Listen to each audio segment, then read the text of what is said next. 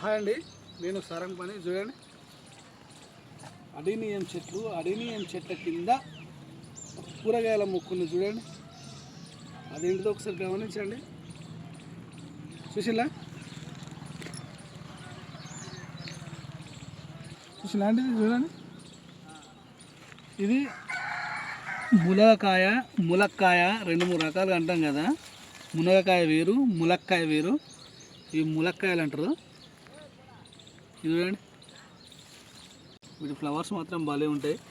కానీ పొరపాటున కానీ వీటిపైన చెప్పులు లేకుండా కాలు పడ్డదంటే, ఇవి దిగిందంటే మనకు విపరీతమైన మంట ఉంటుంది. చూడండి, మా వాళ్ళు ఇక్కడ మనకు ఇవన్నీ కట్ చేస్తారు. మొన్ననే ఒక 1 వీక్ క్రితమే ఇది తెంపి వండింది. మళ్ళీ ఇప్పుడు మనకి ఇవి ఉన్నాయి. ఈ ప్రస్తుతానికి నేను మొన్న రీసెంట్గా తీసేస్తాను అనుకున్నానండి.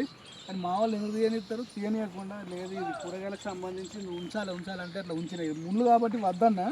కాకపోతే ఏంటంటే కనీసం మనం ఇవి కొన్ని వాడుకొని అయినా కూడా మనం 1-2 అయినా మనం తెంపుకోవచ్చు. ఒకటే చెట్టు అండి ఇక్కడ పడ్డది చూడండి. నేను ఈ చెట్టు పెట్టినప్పుడు చిన్నగా ఉండే, ఏర్పడకుండా ఉండే. నేను ఈ అడినియం చెట్లు పెట్టినప్పుడు సర్లే నేను నాకు తీసేద్దాం అనుకున్నా. కానీ మా వాళ్ళు ఉండని అంటే నేను వదిలేసిన. ఇప్పుడు చూడండి, ఇప్పటికి 2 సార్లు తెంపింది. ఇంకా గిన్ని కాయలు ఉన్నాయి. ఇట్లుంటుంది పరిస్థితి. ఇది మీరు ఎప్పుడైనా చూసినా మీకు ఎక్కడన్నా అంటే మీరు ఇళ్ళల్లో అయితే పెంచుకునే పరిస్థితి ఉండదు. ఇది నాకేంటంటే కొంచెం ఇటు ఓపెన్గా నేను ఉన్నది కాబట్టి నేను ఇట్లా వదిలిపెట్టినా. కానీ ఈ పెరటి తోటలలో అయితే విపరీతమైన ముళ్ళు అవుతుంది కాబట్టి,